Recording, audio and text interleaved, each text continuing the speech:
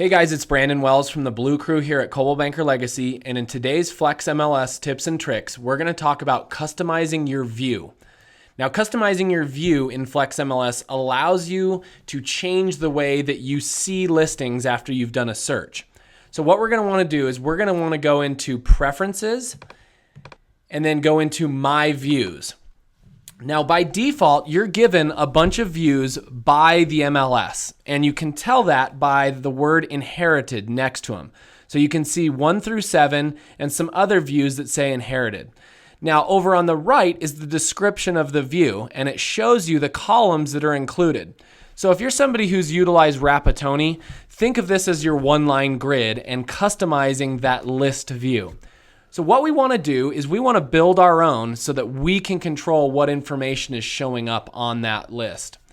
So one of the things you could do is you could start from scratch by clicking New, or if you want to go ahead and start from what they've already built for you and edit a little bit, my suggestion would be go in and hit Copy.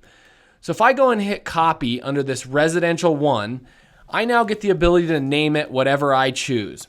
My suggestion would be put 01 and then name it. So for this example, I'm going to call it 01 Brandon's View, and then hit Save. And now you'll see the reason I put 01 is so that it shows up at the top of the list every time, and it's automatically the first view selected. But now I want to go and edit the fields that are available in this view. So I'm going to click on the Edit button down at the bottom. And now over on the left are all of the available fields that I have that I can include in this list. On the right are all of the fields that are currently being shown on my list view. Now by default, price, status, and MLS number are always going to be there. Everything else down below is customizable. So I can rearrange them by simply clicking on one, dragging and dropping wherever I want it to show up in the list. I can even rename the columns. So for example, with garage spaces, the title for the column is garage spaces.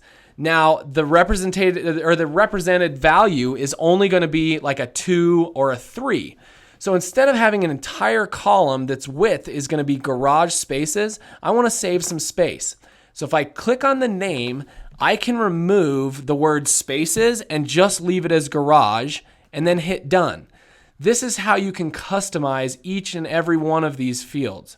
Now, if there's something in this view that you don't want, like for example, I don't need the zone atlas, all I would do is hit the red X on the right. But let's say there was something that I did want to add, like let's say bank owned. I could click on bank owned and now you see it listed over here. And again, I could edit the title of the column by just basically going and I could call it bank and hit done. Now, the next tab up along the top here is sort. And what this allows you to do is choose how information in this view is sorted. And you can sort by multiple different fields. So right now you can see this is being sorted by the listing price in ascending order. But let's say I do searches for active, pending, and closed. I may want to come over here on the left-hand side and grab status. And I may want to sort by status first, meaning it'll put it in order of active, pending, and closed, and then by listing price second. And that way, every time I do a search here, that's how it's categorized. Now I can go up and hit save in the upper right-hand corner, and now you see Brandon's view is built, and then here's the description. So if we go in to do a search real fast and do a quick search, what I will do is I'll just put in some real basic criteria here. So I'll go select an area, I'll go select some listing price values. And then when I go to the list view, you'll notice it defaults to the residential view. You'll want to watch the video on customizing your quick search because I'll show you how to set the default view. But you can always switch between views with this drop down. And now if I go into Brandon's view, you'll notice it's laid out exactly as we had done it before. Now it says garage, and then if I go over, you can see it says bank instead of bank owned. So this is how you can manipulate and control what shows up on this one-line grid, and this also controls how your clients or customers see the information in the list view inside of their portals.